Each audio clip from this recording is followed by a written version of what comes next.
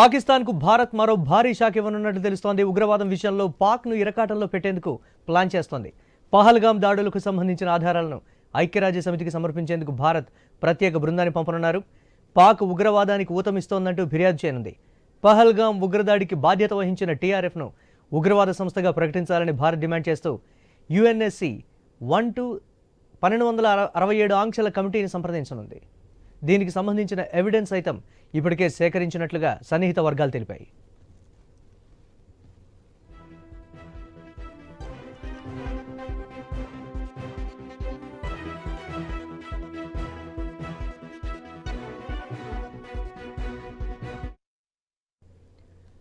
టీఆర్ఎఫ్ను పాక్ రక్షిస్తోందని భారత్ ఆరోపిస్తోంది. ఇదే అంశాన్ని యుఎన్ఎస్సి ఎదుట లేవనెత్తనుంది.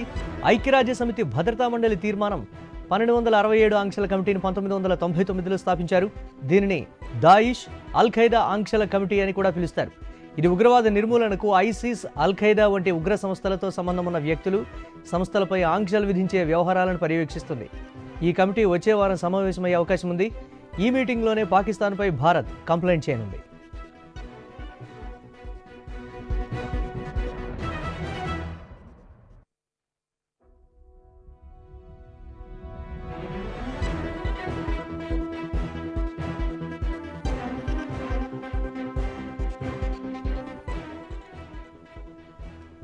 పాకిస్తాన్కు భారత్ మరో భారీ షాక్ ఇవ్వనున్నట్లుగా తెలుస్తోంది. ఉగ్రవాదం విషయంలో పాకిస్తాన్ను ఇరకాటంలో పెట్టేందుకు ప్లాన్ చేస్తోంది. పహల్గామ్ దాడులకు సంబంధించిన ఆధారాలను ఐక్యరాజ్య సమితికి సమర్పించేందుకు భారత్ ప్రత్యేక బృందాన్ని పంపనున్నారు. పాక్ ఉగ్రవాదానికి ఊతమిస్తోందంటూ కంప్లైంట్ చేయనుంది. పహల్గామ్ ఉగ్రదాడికి బాధ్యత వహించిన టీఆర్ఎఫ్ను ఉగ్రవాద సంస్థగా ప్రకటించాలని భారత్ డిమాండ్ చేస్తూ యుఎన్ఎస్సి 1267 ఆంక్షల కమిటీని సంప్రదించనుంది. దీనికి సంబంధించిన ఎవిడెన్స్ సైతం ఇప్పటికే సేకరించినట్లుగా సన్నిహిత వర్గాలు తెలిపాయి.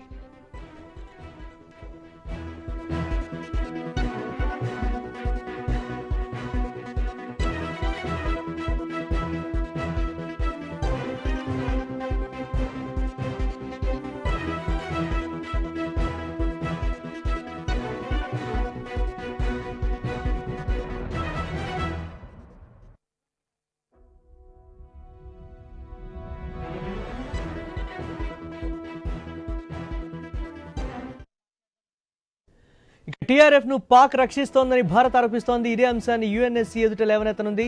ఐక్యరాజ్య సమితి భద్రతా మండలి తీర్మానం 1267 ఆంక్షల కమిటీని 1999లో స్థాపించారు. దీనిని దాయిష్ అల్ ఖైదా ఆంక్షల కమిటీ అని కూడా పిలుస్తారు. ఇది ఉగ్రవాద నిర్మూలనకు ఐసిస్, అల్ ఖైదా వంటి ఉగ్ర సంస్థలతో సంబంధం ఉన్న వ్యక్తులు, సంస్థలపై ఆంక్షలు విధించే వ్యవహారాలను పర్యవేక్షిస్తుంది. ఈ కమిటీ వచ్చే వారం సమావేశమయ్యే అవకాశం ఉంది. ఈ మీటింగ్లోనే పాకిస్తాన్పై భారత్ కంప్లైంట్ చేయనుంది.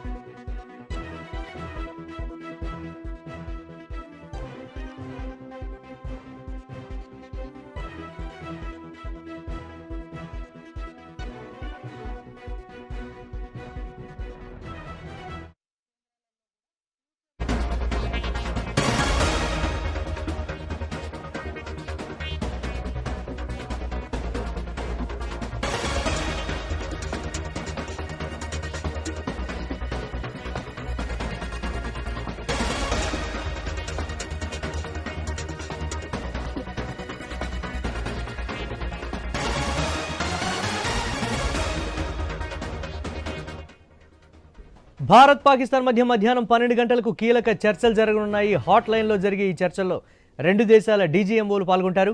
కాల్పుల విరమణ, రెండు దేశాల మధ్య శాంతి వాతావరణం నెలకొల్పడం లాంటి అంశాలు ఈ సమావేశంలో చర్చిస్తారు. సాధారణంగా రెండు దేశాల మధ్య ఉద్రిక్త పరిస్థితులు ఏర్పడినప్పుడు డీజీఎంఓలు మాట్లాడుకొని సమస్యను పరిష్కరించుకోవాల్సి ఉంటుంది. ఉగ్ర శిబిరాలను కూల్చివేసిన తర్వాత భారత డీజీఎంఓ పాక్ డీజీఎంఓకి ఫోన్ చేశారు, కానీ ఆయన చర్చలకు రాలేదు. శనివారం పాకిస్తాన్ డీజీఎంఓ భారత డీజీఎంఓకు ఫోన్ చేసి చర్చలకు సిద్ధమని చెప్పడంతో నేడు శాంతి చర్చలు జరగనున్నాయి. ఇందులో ఏం మాట్లాడాలో ఇప్పటికే ప్రధాని మోదీ అధికారులకు పలు సూచనలు చేశారు. ఆయన శనివారం నిర్వహించిన ఉన్నత స్థాయి సమావేశంలో డీజీఎంఓకు పలు అంశాలను ప్రస్తావించాలని చెప్పినట్లుగా తెలుస్తోంది. కాల్పుల విరమణ ఒప్పందం తరువాత కూడా పాకిస్తాన్ ఆర్మీ కాల్పులు జరపడంతో పాటు డ్రోన్ దాడులకు యత్నించింది. ఈ అంశంపై ప్రధానంగా చర్చించే అవకాశం ఉంది. అంతేకాక సింధు జలాల అంశం కూడా ఈ సమావేశంలో ప్రస్తావనకు రానుంది.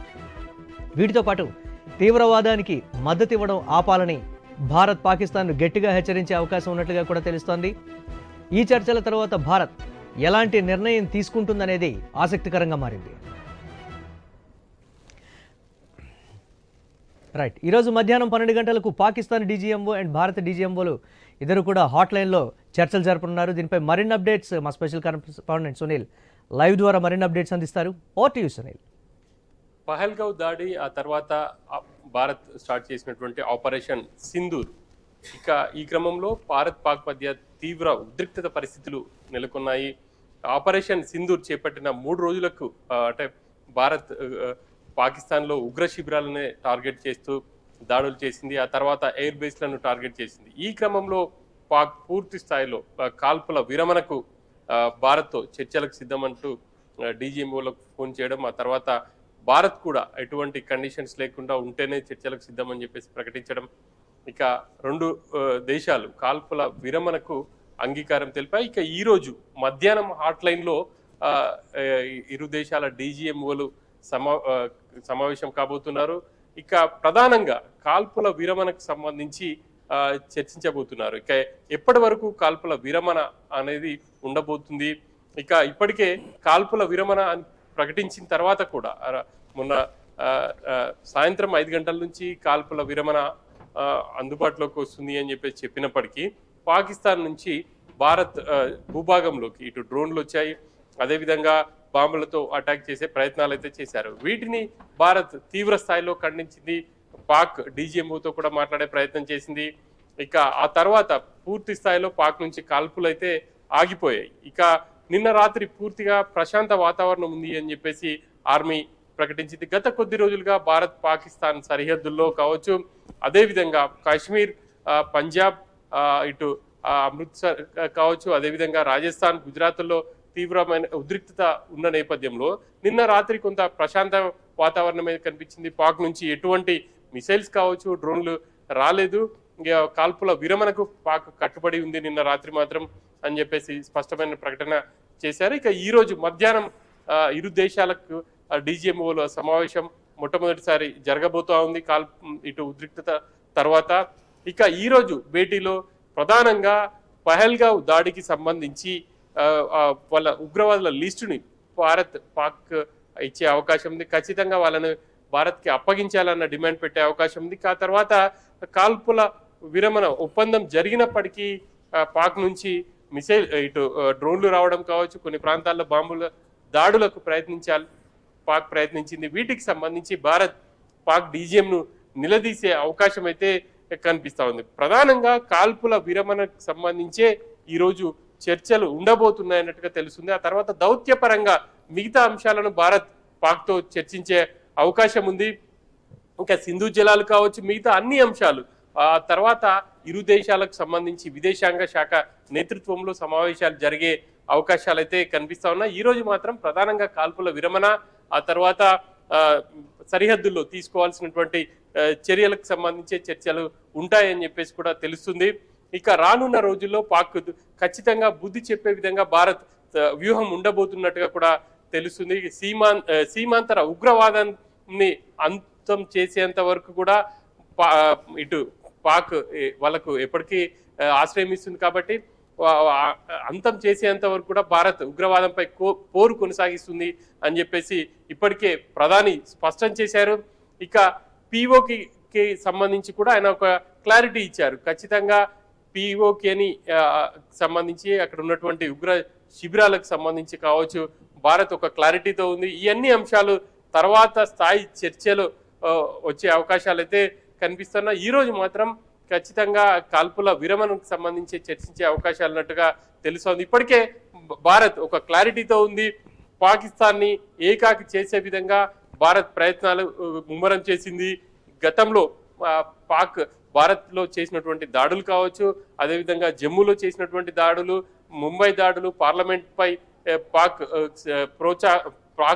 ప్రేరేపిత ఉగ్రవాదులు చేసినటువంటి దాడులు, వీటన్నిటికి సంబంధించి భారత్ వద్ద పూర్తి స్థాయిలో ఆధారాలు ఉన్నాయి. వాటిని ప్రపంచం ముందు కూడా ఉంచింది. ఇక పహల్గావ్ దాడికి సంబంధించి కూడా అన్ని వివరాలు ఇటు ఐక్యరాజ్య సమితికి కావచ్చు, ఇక భారత్ సంబంధించి యుద్ధం భారత్ సంబంధించి ఇటు పాక్ పై దాడులు ఆపాలి అని చెప్పేసి ఎవరైతే ఇతర దేశాలు ఇటు అమెరికా కావచ్చు, అదేవిధంగా G7 దేశాలు భారత్ని కోరాయి, చర్చల ద్వారా పరిష్కరించుకోవాలని కోరే ఆయా దేశాలకు ఖచ్చితంగా భారత్ ఈ వివరాలన్నింటిని కూడా పంపించే అవకాశం ఉంది. ఇక రాబోయే రోజుల్లో పాక్ నుంచి ఎటువంటి ఉగ్రదాడులు జరిగినా, ప్రేరేపిత ఉగ్రవాదులు భారత్లో ఎటువంటి యాక్షన్ చేసినా ఖచ్చితంగా దానికి పాకే బాధ్యత వహించాల్సి ఉంటుంది అని చెప్పేసి కూడా ఈరోజు సమావేశంలో DGMOలు క్లారిటీగా పాక్ అధికారులకు చెప్పే ఛాన్స్ అయితే కనిపిస్తుంది. Murali, right, thanks for updates.